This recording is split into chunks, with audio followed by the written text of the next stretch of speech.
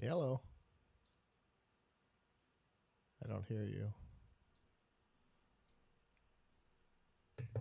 There Do I you hear go. me? I do. Okay. All right. So, Change this to you. Change this to you. Boo, boo, boo. Oh, nope, that's not it. All right. Hello. hey, What do we got this week, Abram? uh, well, I'm trying to think because what would be I mean, the biggest stories of this week are kind of mirror of what we talked last week. So let me see what else we have. I did a Raspberry Pi buying guide. We don't want to belabor that. We have a comprehensive list of everything that was canceled due due to coronavirus. Um, Other stuff or I see that. leaks. And what else did we do that was this was not more Windows 10 problems, Yeah. uh, which is But but if which you is want to talk about a boring. I would say if you want to talk about a topic that is that is overdone. Oh, Windows 10 screwed up an update. Oh yeah, Windows that's 10 screwed up again. yeah, No shocker there. that could be the tagline for 2020. Yeah, they've had so many issues. Well, I personally haven't done the done the story done the done the story yet, but I know a lot of sites are doing, and I've been reading a lot of work from home tips. Uh huh. Um, so I could talk about some of the tools and things that make that are ideal for working from home. Yeah, that's a good So topic. And with companies like Google and Microsoft offering some of their tools for free for the next 6 months, yeah, the tech yep, companies seem to be trying to help that as much as they can.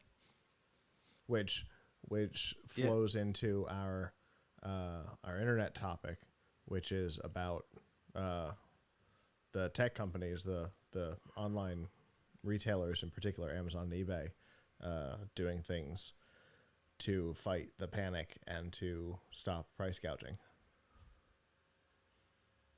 yeah. So they'll flow together. That sounds good. Okay. Did you see the four stories? Um, no, let me. So some of them Philips is outright killing. Hulu not accessible. Yeah. Uh, Uh, COVID-19 exploitation. FIFA pro gamers done after odd rule called into tournament play. that one's And just Philips fun to ending talk support about. for I think the the FIFA FIFA pro one's just gamer. gonna be yeah. They couldn't connect Okay. to one. They couldn't connect to one another, and so the the rule from EA is that they play rock paper scissors and the winner moves on, Mm-hmm. Yep. which is insane. And then I figured the Phillips story is kind of we've talked about it a couple of times in the past, but one of the side effects to cloud services. When the Yep. company decides to stop supporting something, you lose features. So, Yep. all right, all sound good. Yep. All sounds good. All right, get that there. All right, record you, record audio, record the studio.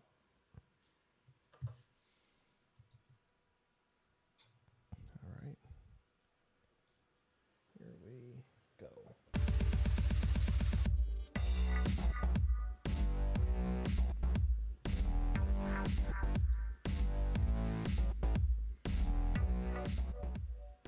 Good evening from Plug It Studios in Largo, Florida. I'm Scott, I'm Abram. and we are here with episode 553 of F5 Live, refreshing technology for Sunday, March 8th, 2020. This show is a proud part of the Tech Podcast Network. If it's tech, it's here. This week, some Philips Hue Bridges are going dark, online stores are banning products, and 5G is limiting television.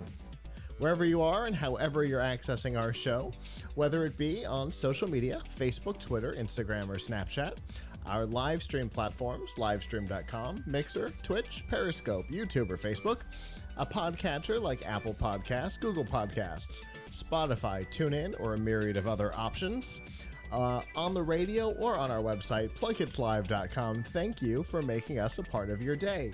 There are now 3 ways that you can do that. The first is you can join us Sunday nights at 9 p.m. Eastern by going to f5live.tv/join us. There you can chat with us during the show and give your feedback on the topics as we talk about them. Or you can listen on 88.1 WMLD radio in the New York area or through their website Tuesday mornings at 10 a.m. Eastern. Or, of course, you can always subscribe at plugitslive.com/subscribe. There you'll see all of our shows, including F5 Live, Pilch Point, Plug It's Live Presents, and more. And, of course, find all the ways that you can watch or listen, including all the things I just mentioned. So, Abram, how are you doing this week? All right. I guess we'll get to this in the Pilch Point segment later, but I am definitely concerned that at some point soon, I may be working from home a lot because even though my job is pretty understanding of that, if I want to work from home from time to time, I really hate to do it. But with everything that is going on in the world right now, in New York right now, with coronavirus, it would not surprise me uh, if at some point our company decided to close the office or strongly encourage us not to come. As long as my coworkers are coming, I'm coming because there's no reason for me not to. But and I like to, but yeah, it's a little distressing, I think, Yeah, to me and everybody. But one thing that we'll talk about in my segment are some tips for working from home. And I want to just throw in there for anyone who's listening live, if you're on, I would like to hear your tips for working from home because I don't have all the answers. I just have some tips, and I myself could also use some advice sure. because I'm not one who ends up working from home a lot, you know, and I'd like to, and I have a sneaking feeling that at some point it could be, hey, you're going to be working from home for a week or 2 weeks or something Sure. like that, or Yeah. 3 weeks. So, um, I'd love to get others' feedback as well. For sure. And so if you're listening live at f5live.tv/join us, or you're on Mixer or Twitch or YouTube, comment and let us know some of the tools that you have used if you have. If you're not listening live, that's okay.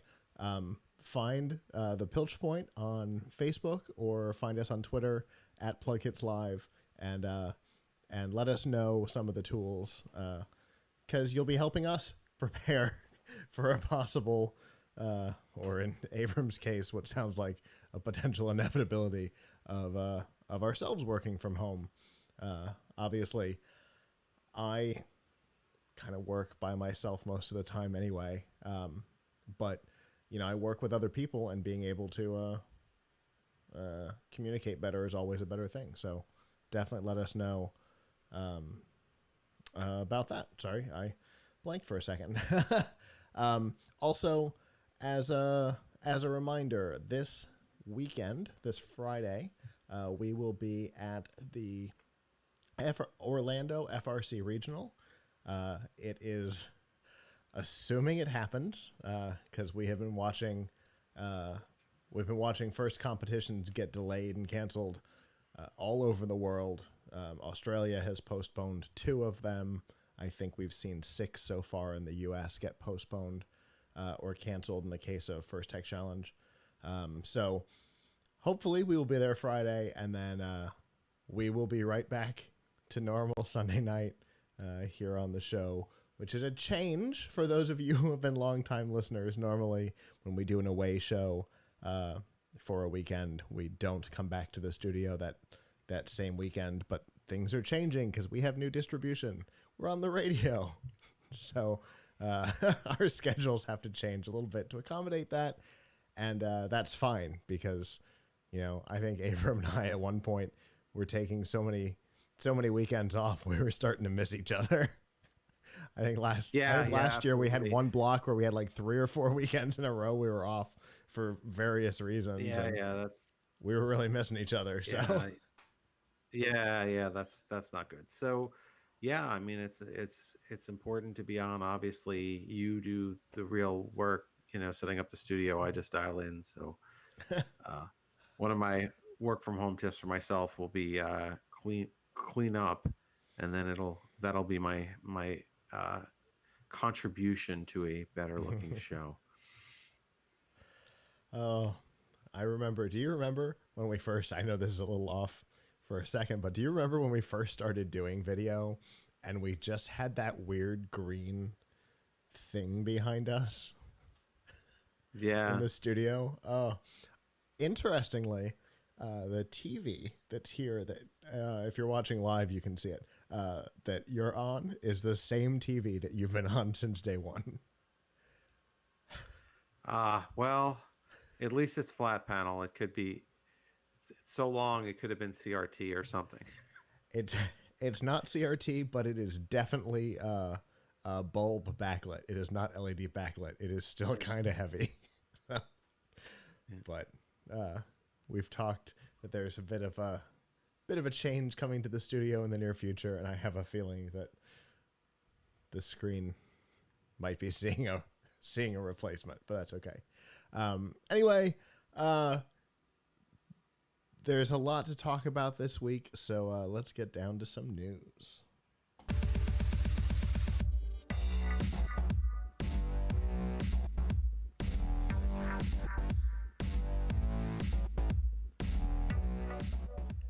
This week's Nifty Gifties and F5 Live is proudly powered by the Microsoft Store. Whether you're looking for a new laptop or a tablet, maybe VR or AR headsets, or you're looking for some remote work from home technology like Microsoft Teams, there's a whole lot to be found at the Microsoft Store. And it's not just Microsoft branded stuff. There's games for your Xbox. There's Samsung phones and a whole lot more. And if you're an active student or military, you get a 10% discount on almost all products.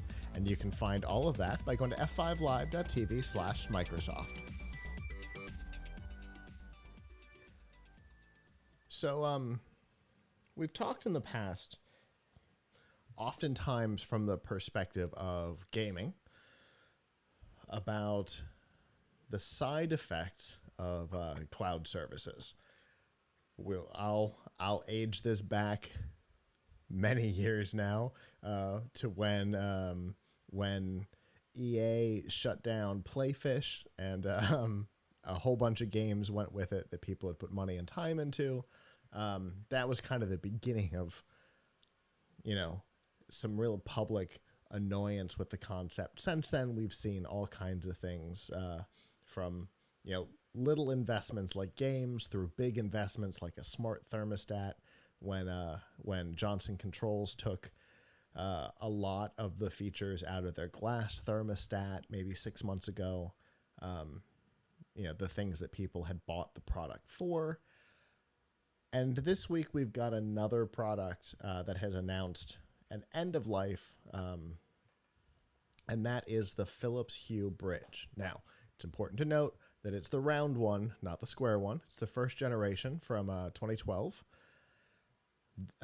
Back then, the Philips Hue line only supported Zigbee. There was no Bluetooth in the ecosystem, so the only way to be able to communicate with the devices was through the hub. Why that was is beyond me. But since then, they continue to communicate with each other via Zigbee, but then you can also one-to-one control them via Bluetooth. But it does mean that with the end of support for the bridge, um, comes the end of cloud support for any products connected to it, which means that you won't be able to access your lights or anything like that when you're not directly connected to the bridge, which kind of defeats a lot of the purpose. Um, and, I know technology is changing, especially in the smart home. Companies are learning lessons, and Philips was pretty early into the product category, right? Because I mean that was 8 years ago that they released their first bridge, but it does show that a purchase may not be as long term of a purchase as things used to be, right? Yeah, I mean, I think that's one of the problems with smart home is that, well, I mean, I think people have a greater expectation for longevity of their home appliances than they do for longevity of their electronics. Sure. So this is something that kind of crosses over. Now, granted, the actual time span of how long people hold on to PCs and phones has gotten longer and longer as old stuff has gotten better to the point where maybe I don't need to replace my phone every 2 years. Maybe Sure. I don't need to replace my PC every three. But um, the expectation with like home appliances is decades, right? I'm expecting to use I'm hoping not to replace my washing machine for like 20 years. I'm hoping not to replace my um, hoping not to replace my dishwasher for like 20 years, whatever. So um, you buy a lighting set and then you lose the functionality on that lighting set after a certain number of years. You said it started in 2012. When was the last time they actually sold it? So the second generation of the bridge came out in 2016. So there were 4 good years of sales of these bridges. So there's probably Right. still a lot of them out So there. people were buying these just 4 years ago, Mm-hmm. right? And so you lost if you bought it 4 years ago, you lost support after 4 years. That's that's pretty bad. Mm-hmm. Um, you know, it it really kind of calls attention to how much do I need um, so support for what I'm doing. Does my stuff have to be constantly updated? Is this something where there's going to be issues? And I worry about any smart home device that is cloud that is reliant on the cloud, Mm-hmm. right? That will only work in the cloud. So I do wonder, like, I have a bunch of smart sockets, smart outlets, right? Mm-hmm. uh and I got to wonder, what if the companies that made them decide, I'm not gonna be bothered to support the one that I made 3, 4, 5 years ago. Sorry, Mm-hmm. or that company goes out of business, or somebody buys them, and they don't feel an obligation to continue to support those devices. So it is frustrating that you could have devices that are end of life um, when it's something that you really need active support to continue working. If um, if the company that makes my microwave oven stops supporting it, like, it doesn't matter, it's disconnected. Mm-hmm. But if the company that makes my my lights or my bulbs that control the lights or the bridge that controls the bulb that controls the lights um, stop supporting it, well, that's just really uncool. Yeah. So, um, And look at, I'm not you really know, sure what the talking about, quick turnaround on dropping support. Look at it's kind of my new, the SimCity Social was my go-to for a long time, but I think the Johnson Controls Glass is going to be my go-to, my new one, because it was announced, I think January 4th of 2018. It didn't come out. It was supposed to come out in like March, and it didn't come out until like July or something like that. It premiered at $350 because, well, it has that transparent screen, which is beautiful, but it had Cortana built in. It had the ability to control, to then connect to Alexa through that. You could voice control the thermostat, have the temperature go up and down just by talking to the thermostat. You didn't have to have a smart speaker around or anything like that. So $350 was a pretty good price for something like that. So that would have come out in like July of 2018. By September of 2019, they removed all the built-in voice commands. They removed Cortana, and all of a sudden, this $350 thermostat was just another thermostat. So that was yeah. like a little over a year before they abandoned all the things that were why people bought it. Yeah, that's the thing. So I mean, I guess it's helpful if you look for things that are like a direct that are somehow a direct connection Yep. to there somehow you can either control, I mean, that are not so dependent on a cloud service. I think I think certainly helps. But a lot of the better things out there are dependent on a cloud service. Right. So Because I mean, I that assume that even that's part of how you get the ability to do things externally, right? Is by going through yeah, a thing. Not necessarily. You can open ports on your router and be able to have direct access to it, but not everybody's can do that. we know that not everybody's going to do that. But so the easy way to solve that is through a cloud service, and that means you're dependent on whether or not that ecosystem continues to exist. It's unfortunate. yeah, I mean, it's also unfortunate because Philips is still around. So this would definitely leave a bad taste in my mouth if I was thinking of buying Philips Hue products. Like, Sure. this, not like the company went out of business. Right. They're still around. They're still selling updated products.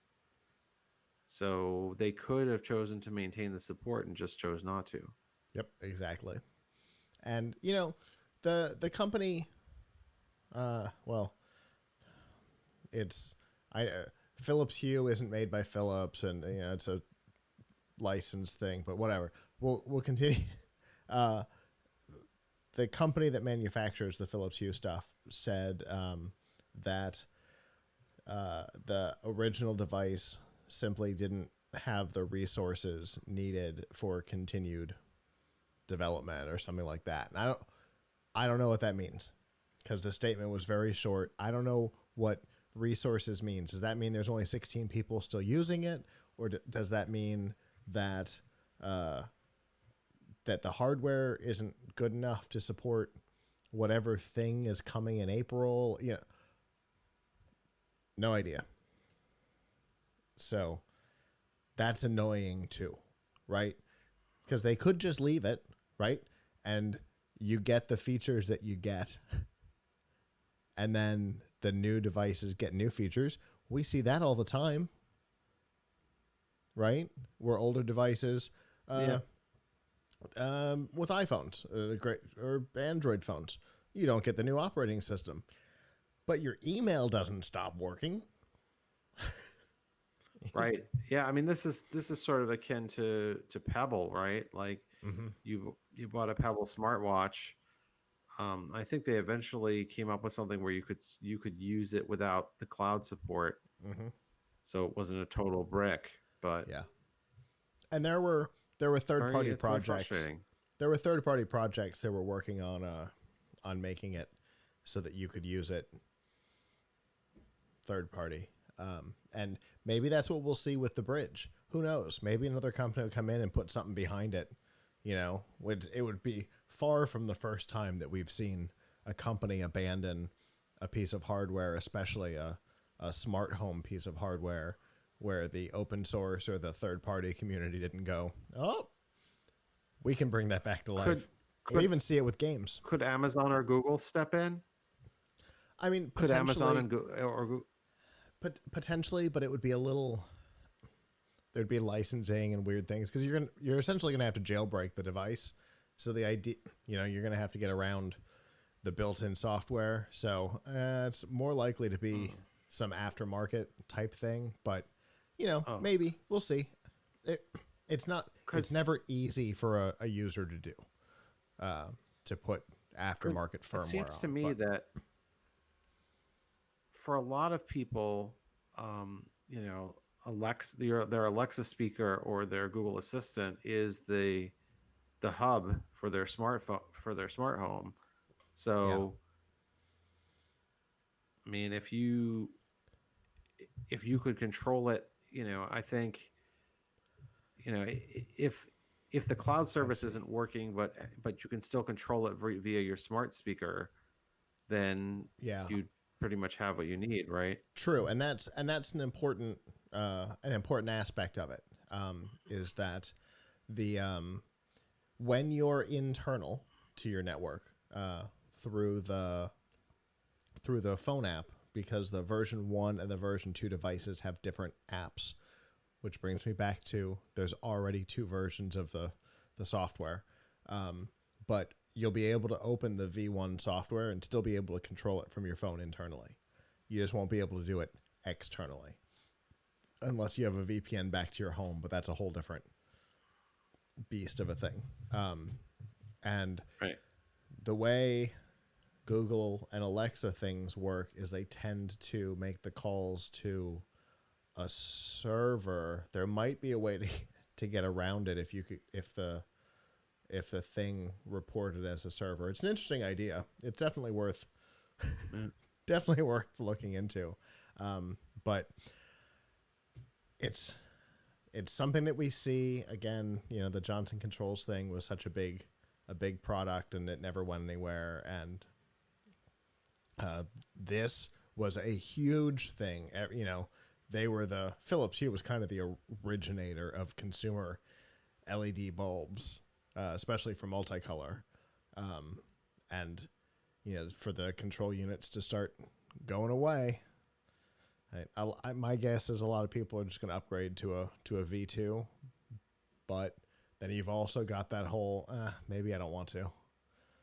So at least with the V2, and this is important, at least with the V2, it adds features like HomeKit into them so that commands can be issued from Apple direct to the device, which is very different.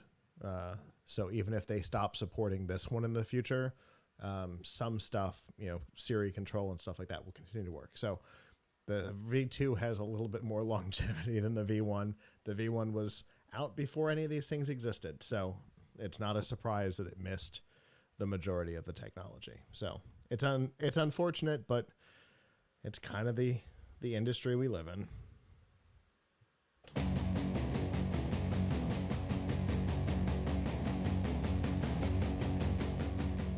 This week's Pilch Point with Avram Pilch is proudly powered by PureVPN. When you're online, a great way to keep your browsing habits private, whether it be from Google and Facebook or even your ISP, is by using a VPN. It obfuscates all of your usage, and right now, PureVPN's got a great deal 2 years of service for $3.33 a month. You get all of the abilities of the VPNs, plus you get the ability to report your location, so you can use things like Hulu when you're out of town and things like that. And to find out more about PureVPN, and to get this deal right now, you can go to pilchpoint.live/purevpn. So we talked earlier, Avram, that a lot of us are going to start seeing more remote work. Likely, we've seen concerts and trade shows and all kinds of stuff start getting canceled. It's not unlikely that we'll start seeing work getting canceled, right? Microsoft's Yeah, already shut down yeah, one of no their joke. buildings. Right? Didn't Facebook also say employees should work from home? I think so. So obviously, there are many jobs in this world that you cannot do from home. You can't, cook food from home. You can't, um, you know, Build a do stage. manufacturing or merchandise or, perform in a play or Sure. whatever from home. There's a lot of but there's a fair number of knowledge worker type of jobs that people can work from home, and of course there are people who uh, not only not only do they want to work from home, they have to work from home. They have to work from home because if not, they would they're nowhere near the office, or maybe they work for a company that doesn't even have an office. So True. no doubt. Um, but for me, I'm one of the fortunate people in our tech journalism industry who actually has a company that has an office that I can go into, and I do go in every every day, barring barring some kind of extraordinary circumstance. I usually, maybe if I had to, take pick up uh, my son from school because my wife couldn't do it, or something like that, or I wasn't feeling super well, or I had a doctor's appointment around or near my house, then yeah, I can work from home. But um, but as the situation with the coronavirus gets worse, I think there's a lot of businesses that are going to follow the lead of some of the companies in Seattle, and say, hey, we're gonna like make it mandatory for our workers to work from home for a while, or for workers who can possibly do their jobs to work from home for a while. So I wanted to sort of share some advice that I have from the days that I do work from home. And, as I said, I love to get other people's advice on ways to be more effective when working from home. So some of the things that are kind of obvious are, you got to try and make your home environment as much like an office work environment as you can. Now, some folks are living in, small spaces, and they can't carve out a dedicated room or a particularly strong dedicated, narrow dedicated space for home office. But if you can, then you should.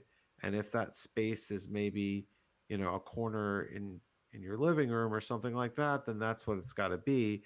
But you got to try and carve out a space if you can. You also have to try and treat each day, you have to try and treat the schedule and method of going to work as you would if you were actually getting in the car or on the train, or on the bus to go to work. So that means put on that means take your shower like you would, put on your work, your nice clothes for work. Don't work in your pajamas. um, and have a good setup. It obviously helps to have multiple monitors. If you only have, this would help even in the office, but um, obviously having two or three monitors is ideal, if not more. These days, you can get a really good 24, 27-inch monitor for just over $100. So it's not too late if you think you might be forced to work from home soon to order yourself an extra monitor or two. Um, Certainly, if you Obviously, make have a sure that lap. your computer supports that. Well, that's what I'm getting to next. Ah, So, a lot of people, I would say most people who are working from home, particularly if you work for if you're not your own boss and you work for a company, you probably have a laptop. That is probably your work tool, your work computer of choice. And connecting your laptop to your monitors and your keyboard and your mouse can be um, prohibitive, particularly if you don't have the right wires. So, my advice is get a USB docking station. Um, you can get a USB docking station for as little as $80 that will allow you to connect your with through one connection, connect your laptop to your peripherals like your keyboard, mouse, and webcam, and to multiple monitors. And that way, all you need to do when you want to take your laptop and pick it up and take it to work with you once you get back to your office or you want to go to the coffee shop or whatever, is unplug a single wire. Um, it's ideal if your laptop charges over USB Type C that you get a dock that does USB Type C charging so that you don't even need to plug in a separate cord for power. You get both your power and all your data out over a single port, which is what I have here. Um, so having the equipment, having the hardware, maintaining the time. Um, One thing that's a really big problem in working from home, and this is a problem for me, is distractions. Um, and one way to deal with that is to make sure you limit distractions on the computer itself. So I have a Google Chrome extension I like to use called Stay Focused, which is, I think focused is spelled wrong. It's like FOCUSD, Stay Focused. And that allows you to set work hours and then block websites that you would be tempted to go to that are not part of your work. So, put in Facebook, put in Twitter, um, and it will block those for it will block you from seeing them, and then when you try to go to them during work hours on your computer, it will say, shouldn't you be working now? We're all ingenious at getting around that if we want to, because you still have your phone, you could uninstall it. I mean, but so at some point you have to exercise your own discipline, but whatever you can do to create that feel is important. I also think when you have meetings with colleagues, trying to do them over video, um, try instead of just talking to people via instant message, uh, and if you can do video rather than just voice, it definitely feels more like being with other folks. uh, if, like me, you have a family that you share or pets that you share your house with, you got to do whatever is in your power to keep them out of your workspace, and you have to be very uh, tough on them in terms of, like, pretend I'm not here during the workday. Now, I have to say, that's always a work in progress between me and my family, because I'll have that talk and they'll still be not pretending that I'm not here. So and that'll be a variety of things. It's either my son coming and knock on my office door when I'm in the middle of working, or me making the mistake of getting up to go to the bathroom and then or go get a snack, and then they're like, oh, hey, since you're up, can uh-huh. you go do this? So um I think you got to do whatever you can to put your foot down with family, about for when you're working from home. Um, it is difficult, and I think another thing is just try and make your workspace as as much like a real professional office as possible.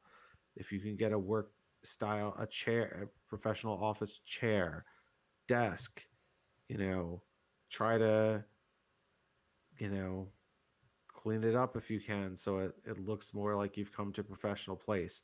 Whatever you can do to get yourself in the office mindset while you're at home is what you should do. Um, Obviously, work from home also could also be used to say work from somewhere else, like a coffee shop. And if you're not working on a network that you trust, like your home network, uh, for sure you should be using VPN, um, to so that other people can't pick up on your work.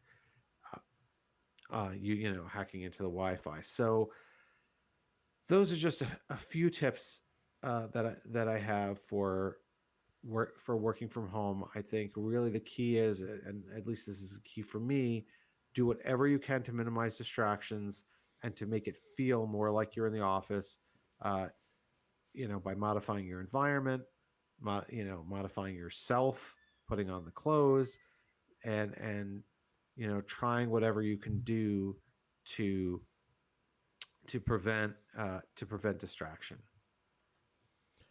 And oh, excuse me, as somebody who has worked from home for I don't know, when did we shut the sumo office down? 4 or 5 years ago, right? And so I've been working from home for that whole time. Uh, yeah, the transition can be difficult if you're not prepared for it, if you don't have a plan in place. Um, Obviously, I know you said have an extra monitor or two. Obviously, my overkill of six is its own thing. I mean, I'd like to have that. And if you count the MacBook that I use for Xamarin builds, I guess there's technically seven.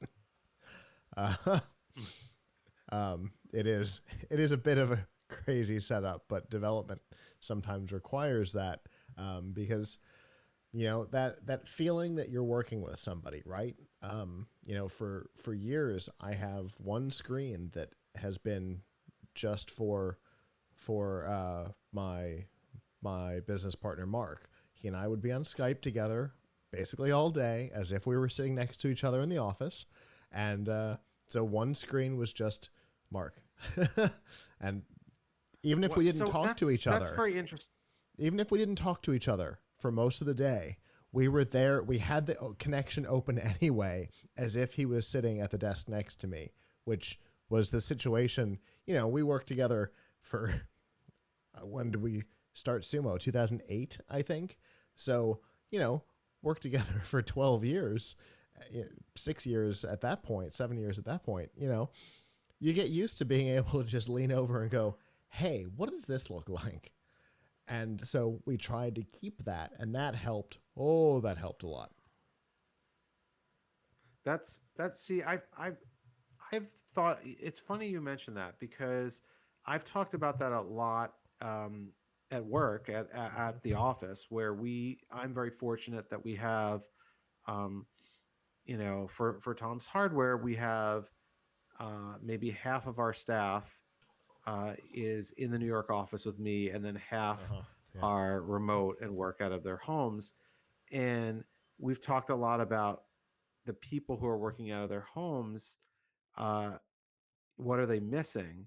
And could we set up like a little telepresence station where they like, you know, where we set up like, and I could do this maybe even with a Raspberry Pi, set up something where they're just dialed in all day and they had like a wide angle camera and could see what we were doing, and vice versa. And uh, the coworkers who at least work with me there in the office said, "Oh, that would be terrible. It wouldn't work.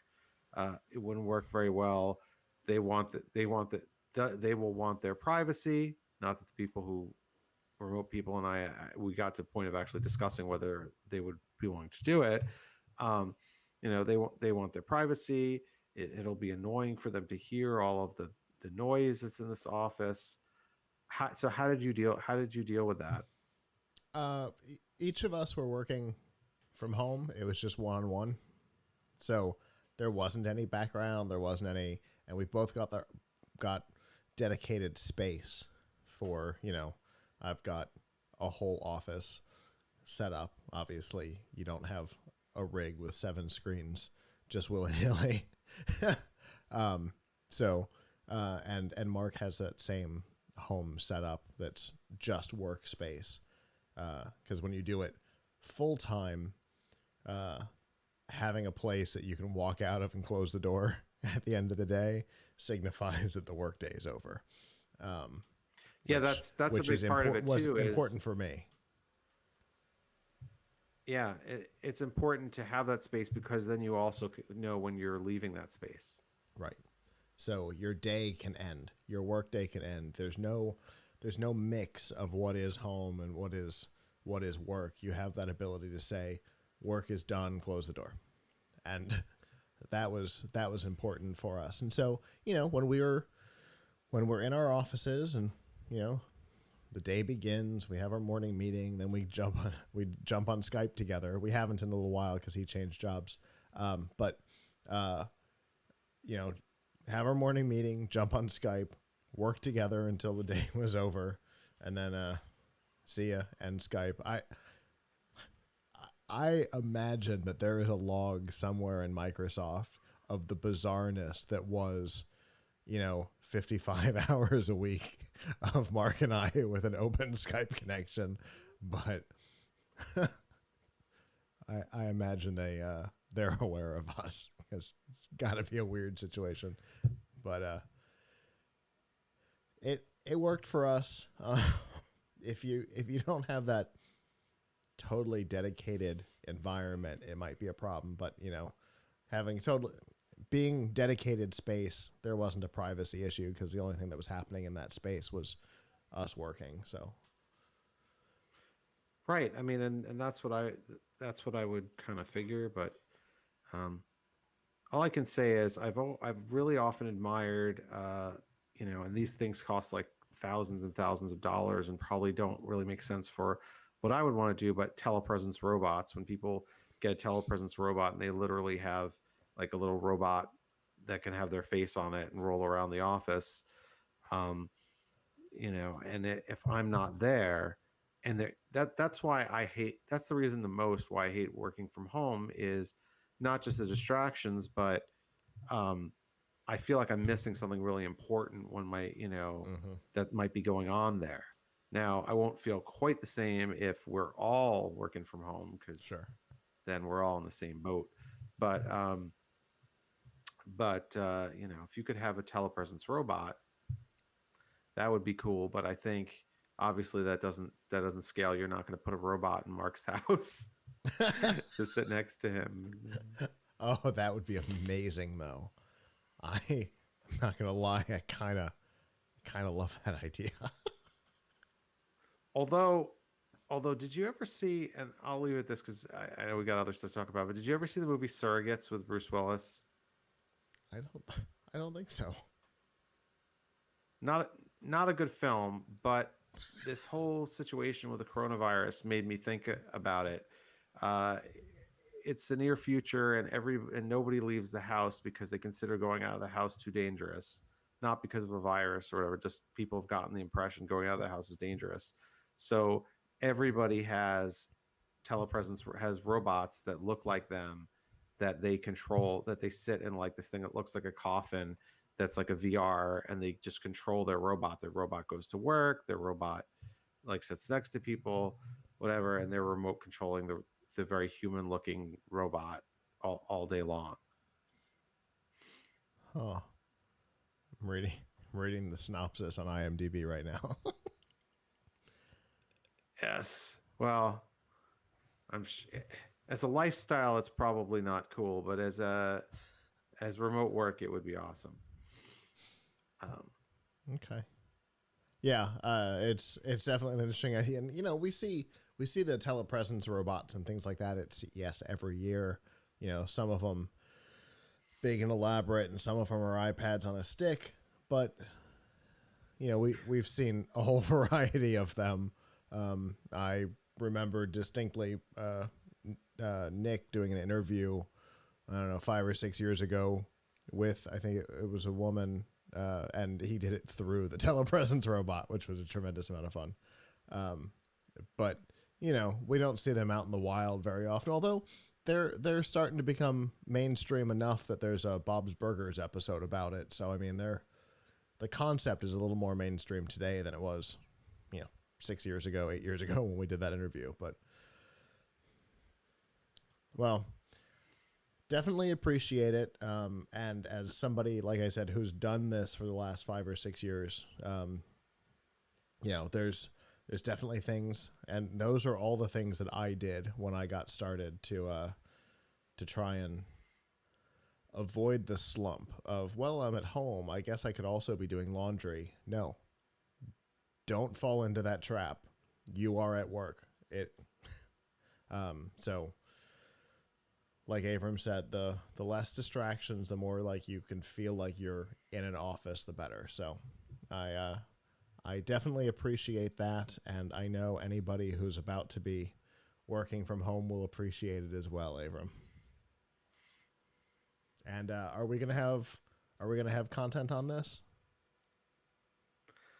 I think so. I think I'll have up some tips this week on Tom's Hardware about working from home, and I'm still working on it. So if anybody has any other tools, particular, I want to obviously look more at the tools angle Sure. that they need to work for, that they like working from home. I'd love to hear about it.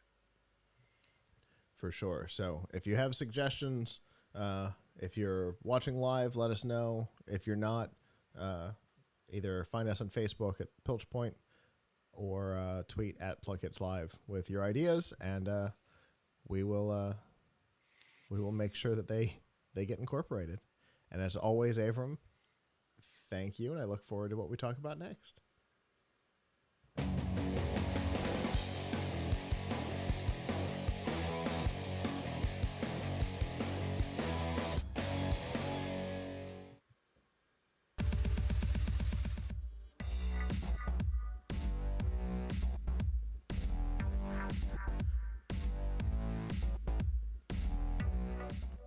This week's Extra Life and F5 Live is proudly powered by Razer. All the accessories you need to up your game on PC and console are available from the Razer store. Whether you're looking for a keyboard and mouse like we use here in the studio, or you're looking for a full system like the Razer Blade laptops, you can find them all. And there's always new products coming out, like the new Hammerhead Duo earbuds, or the Viper Mini mouse, and a whole lot more. And you can find all of that by going to f5live.tv/Razer. So obviously we talk about, especially from a conceptual standpoint, we talk about esports a lot because they have become a big part of the gaming industry. And that's a good thing. They've, given birth to services like Twitch and Mixer, both of which we use for our show, and a whole lot of gaming specific hardware like we get from Razer. But unlike what I would call traditional sports, they have some challenges that are very unique. In particular, the whole remote access aspect of it. The fact that for most games to be able to play against each other, there's a matchmaking server or something in the mix so that you can pair up and play against each other. Well, the companies that administer these competitions are trying to figure out how to deal with that because, if there's no rules, you have the ability to go, well, we can't figure it out. We can't connect. I can't find him. And then you delay the game for however long, and that's not fair to the other people playing and all kinds of other things, right? So here's what happened this week. a FIFA 2020 qualifying competition had an issue where two competitors could not find each other on the server to be able to start a game.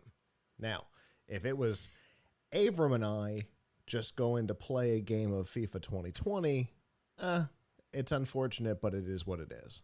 When you're talking in the professional esports realm, there's rules. And so the rule from EA is that within 20 minutes, if you're not able to connect, both parties will get a loss for the match. So if you're in a, say, a double elimination match, that's halfway to being out of the competition. So there's also a way to override that. And the way is before time is up, you can play a game of rock, paper, scissors, and the winner wins. And that is possibly one of the crazier things. That's like being in the NFL and Fox can't get one of their TV cameras to work, and so the coin flip decides the game. That's crazy. What is the rationale from EA for EA? It was. I don't know. Yeah, on why it's Rochambeau or why it's there in the first place. Yeah. Why it's Rochambeau? I guess both. I mean, it's their fault. Right. And that's the thing. It's something that's completely out of the control of the competition. It's completely out of the control of the players.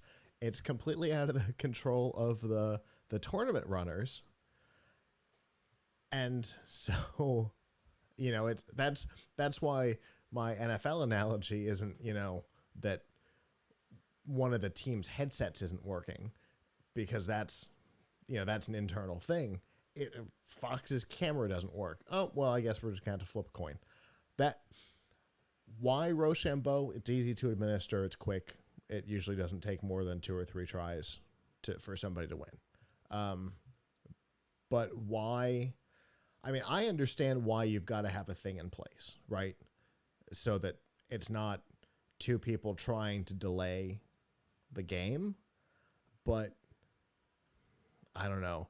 It seems crazy. It seems like the kind of thing that would be easy to test, right? That somebody from the staff could sit down and go, nope, you're absolutely right. We can't see. Neither person can see the other one. Let's get the next match running while we try to figure this out. That seems like the way it should work, right? But no, definitely not the way it works. It's crazy to me. So is this so now, was EA actually responsible for the tournament, or are they just playing an EA game? Nope. It is a 100% EA sanctioned competition. Yeah, so I mean, it's their responsibility. And so, and if you really think that people should just be able to be eliminated because of a technical issue that is the publisher's fault, then why have this ridiculous system of rock, paper, scissors to decide who wins?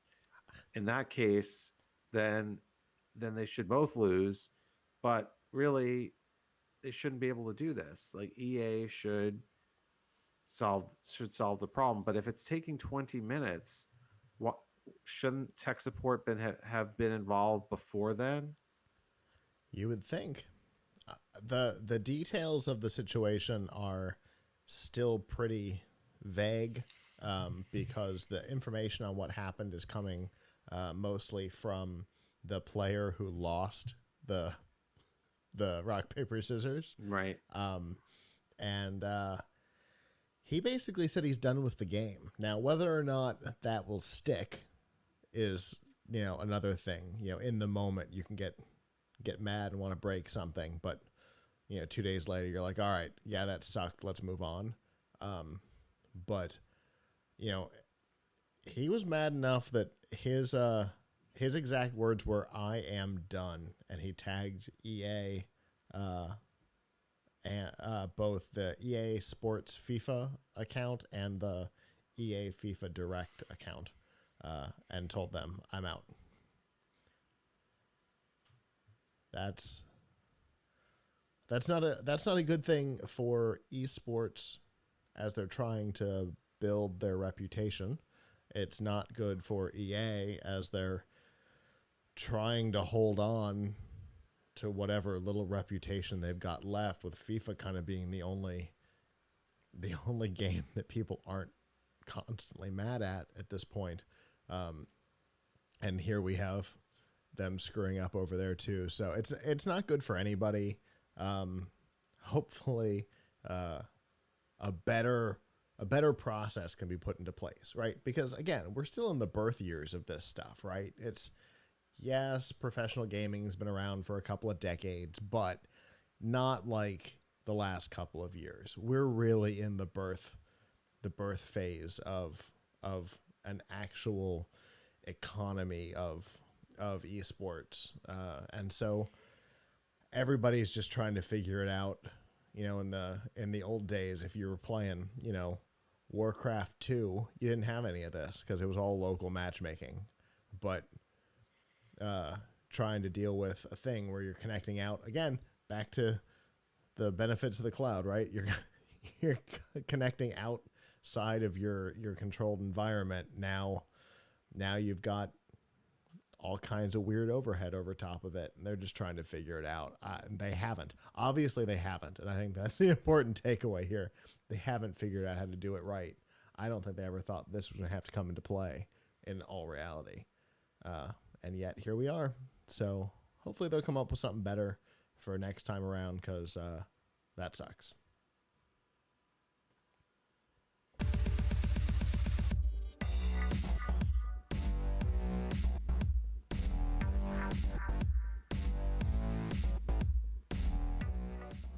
This week's news from the tubes and F5 Live is proudly powered by Riff Tracks. Make fun of movies or let these guys do it for you. Mike Nelson, Bill Corbett, and Kevin Murphy, the former stars of Mystery Science Theater 3000, are back and doing what they do best, creating commentaries for Hollywood blockbusters and B-movie oddities like Lady Mobster. The way it works is for a couple of dollars, you download the MP3, play it along with your DVD, Amazon Prime, Netflix, Hulu, wherever the movie happens to exist, and laugh. From time to time, they do live events. They have 2 of them officially scheduled now for 2020. The Kickstarter is still running, and if you want to get some of the extra perks, it is running right now. And of course, there are short films as well. And to find out what short films, what feature films, and what live events are coming, you can go to f5live.tv/rifftracks with an X.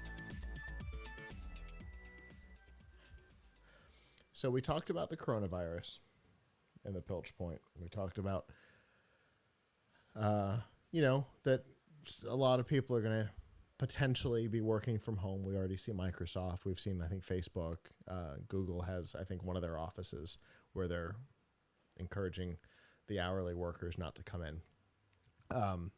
But on the other side of things, we have the people who are trying to take advantage of the situation, right? You've got your online price gougers. You've got disinformation and things like that. And so a lot of the tech companies who, on one hand, have spearheaded the work from home response are also responding directly to these problems and doing it in a pretty decent way. The retailers, Amazon and eBay, Amazon almost immediately started taking listings down and banning sellers for, believe it or not, there were over 1 million coronavirus cures available on Amazon that they've taken down. Then they started taking down inflated price products and banning those sellers as well. eBay followed suit by seeing that there was price gouging going on eBay, and so they went the extra step and said, uh, for right now, you cannot sell uh, face masks or hand sanitizer on eBay. Period. Um, and then Amazon came back and said, "All right, so the people who were price gouging, we are prosecuting." And they've been working with attorneys general all over the country to prosecute sellers who the worst of the worst, the worst offenders, who were price gouging on products. Apple has gone so far as to pull apps from their app stores. Um, Basically, any of the coronavirus trackers that are not from official sources have been pulled because it was found that a lot of them were feeding misinformation or possibly disinformation, which is an important distinction, um, through the apps. And then Facebook has updated its advertising policy that you cannot advertise medical masks on Facebook anymore for right now. It's a temporary thing. They don't want to push people to other sites other than Amazon and eBay that are price gouging. They don't want to add to the hysteria by people paying to make things worse. I think I think all of those things are impressive and quick responses to threats that didn't exist a week ago. What do you think, Abram? Yeah, I mean, I think you're seeing a lot of companies do the responsible thing, which is great. Um, you know, these companies don't always do the responsible thing Sure. when it comes to other aspects of their business. It's kind of impressive to see what's happening because you know because there's a lot of misinformation out there and people are going to try and take advantage and you know there's this like the mask situation.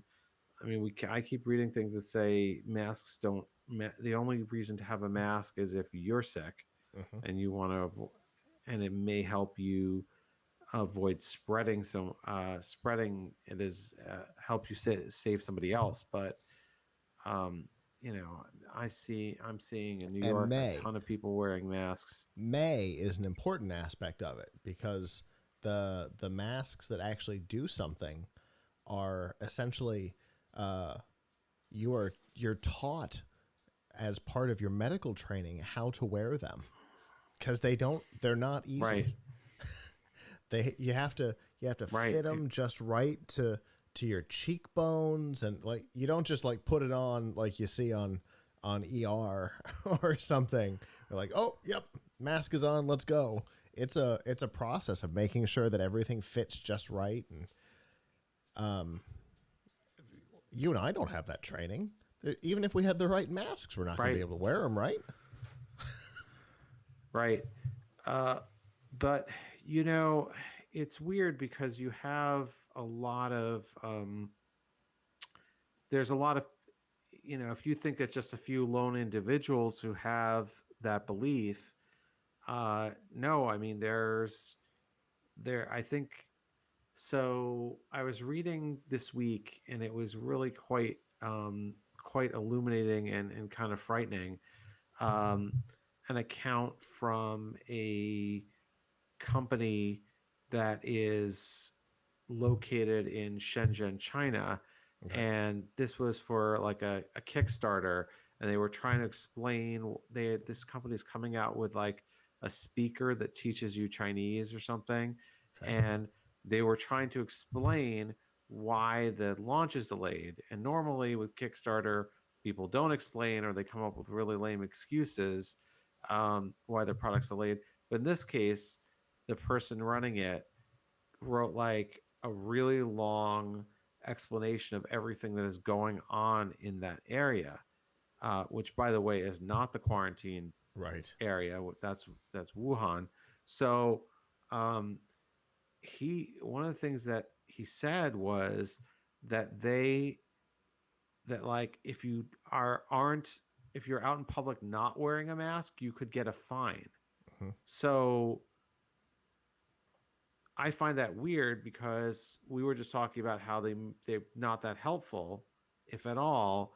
And if this account is to be believed, in certain places in China, you actually would get in trouble with a law for not wearing one. Yep. You know, It's crazy. um,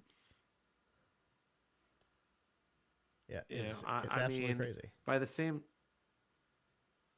by the same token, we at Tom's Hardware are keeping a list of all the shows that have been canceled, um, all the tech shows that have been canceled, and one that, at least as of last I checked, hasn't been canceled yet is Computex. Hmm. Now, Computex, for those who don't know, I go to it every year, is the trade show in Taiwan. And this year it's to take place the first week of June, which is still a couple months out.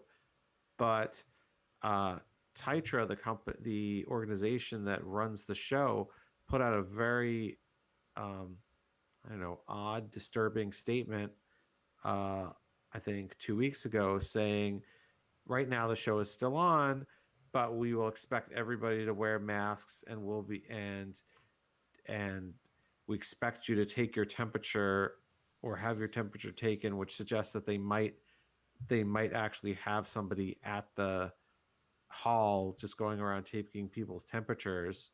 I've also read somewhere that in mainland China, which is not to be confused with Taiwan, um, that there are fast food restaurants where they won't let you into the restaurant until they've like scanned your temperature. Um, but that's also sort of contrary to scientific evidence, because you could be a carrier of the disease and have no temperature, Hmm. or you could have a temperature for some other reason. But True. so there's just a lot of very simplistic views, of how to prevent this, that really don't hold up to logical scrutiny. Yeah, Certainly, these companies shouldn't be allowing people to profit off of them. for sure. And so it's good to see that companies, Amazon, eBay, Apple, Facebook, and a whole lot more, doing things, actively doing things to to prevent the spread of nonsense.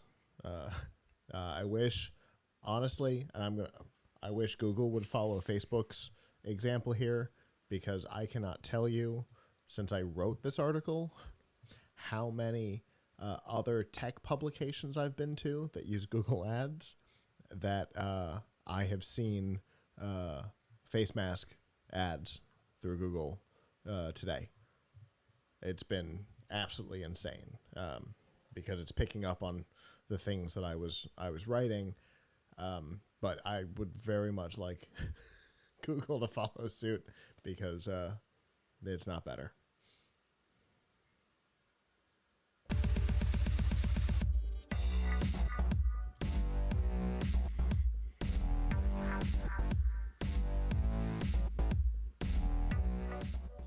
This week's DRM Not Included on F5 Live is proudly powered by Amazon Prime.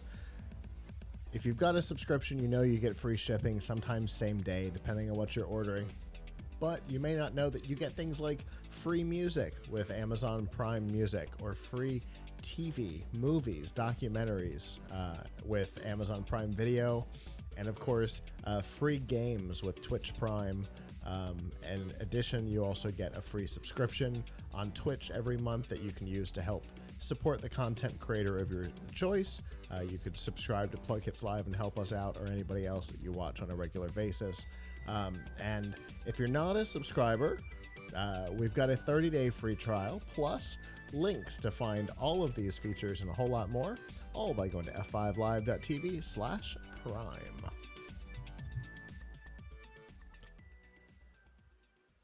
So obviously, Avram, you and I have talked many times about the benefits of 5G and where that might happen. There's been a lot of talk about it, and we struggled in some cases to find, you know, where some of the excitement was. Obviously, one of the main use cases that we've been able to talk about is the ability to for some of the cellular companies to offer competing services to what is oftentimes a monopoly on internet service providers at your home or office. For me at home, I have one choice because my apartment complex has a deal with the local cable company. So even though there are technically three choices in my area, I can only have one. Um, so with 4G, we saw the attempt, especially from Clearwire, for home internet service, but it never went anywhere, and the company went out of business. Um, but then with 5G, the actual stability, the speeds, the range are different than 4G was, and so there's the potential that it could actually be a benefit. But it's important to remember that it is a cellular connection still, and so especially in testing, we're seeing some problems. And one of those problems is that the Hulu plus live TV doesn't work. So if you're subscribed to Hulu with live TV, do not sign up for one of these betas, one of these 5G at home tests, because you will lose that ability because it's still a cellular connection. And so far, nobody has figured out how to report it as otherwise. And so that feature turns off. It's not the only one. There are others. And in fact, through T-Mobile, T-Mobile is actually the one who put this out. They've been testing their T-Mobile at home in a residential area of about 50,000 homes. And they have warned people that some streaming services, including the Hulu with live TV, will not work now and until maybe forever. So that's an interesting situation. Obviously, if T-Mobile were to figure out a way to report it as a home connection, uh, then we could probably just alter our Android phones to make the same report, right? And so all of a sudden the hotspot doesn't have the same limitation. It seems like there's going to be a problem that's not going to be particularly straightforward to fix, right? Well, I don't understand why this is any of Hulu's business. Uh, what what method of internet I'm using to access their service? What's their rationale for trying to stop you from using it with a hotspot? In Hulu's case, it has to do with licensing. Um, uh, I don't quite understand how the licensing works. I do remember that there was a period of time where Netflix on a hotspot wouldn't work either. And I mean, that's aging it out many, many years. But Netflix always said that it was a licensing issue. And my guess is that it's the same thing now with the Hulu with Live. Um, but I don't know 100% for sure because Hulu hasn't responded on the topic other than to say correct. But yeah, It's they just don't. weird because I mean, I know. internet is internet. Like what? I mean, they have other ways. Like, what license could it be? I mean, there's regional issues where, I can't go and Netflix in England and Netflix here have different stuff, Mm-hmm. and I can't go and use the BBC iPlayer because I'm not in the UK. Right. But and people often use VPN to get around that kind of Sure. situation. Um, but I don't understand how this would be a problem because you're using 5G is still like Hulu plus live TV is a US, or at least I don't know if it's all over the world, but there's certainly it's a US service here in the US Mm-hmm. that gives you US live TV. Yes. So you're not going to use a hotspot. It can detect your region unless you Sure. spoof it, um, and presumably any of the places that these people are using the 5G service, they could also just as easily be attached, dialed into a router Hmm. that was, and that would be okay. So if it was fine with a router, why is it not fine with a hotspot, which is just another router? Totally I mean, agreed. I I'm a it just hundred it percent with you. It's so bizarre, but it's not the first time that this has been the case. In in Netflix's case, it's been gone for a long time. In fairness, a very long time. But I remember I trying to fire it up on a computer with a hotspot in a hotel many years ago, and it's going, nope, can't do it, not on a hotspot. And Netflix said that it was a now licensing issue back then, so it's weird. now I understand some apps on my phone like try to like warn me if I download stuff and I'm not on Wi-Fi, Mm-hmm. right? Like True. I try to download um if I try to download like for offline um viewing, I try to Yeah. download some like Netflix shows and I'm not on Wi-Fi. I think I have to like give it permission or like no, it's okay. I want to use my cellular data for this. Mm-hmm. But they're trying to do me a favor Right. to avoid hitting a data cap, or if I had limited data, paying extra for that data. Right. But this doesn't look like Hulu's doing the end user a favor at all. No, not at all. And you know, it obviously brings up two different issues. The first is, why in the world is Hulu not allowing you to do this on a hotspot? Bizarre.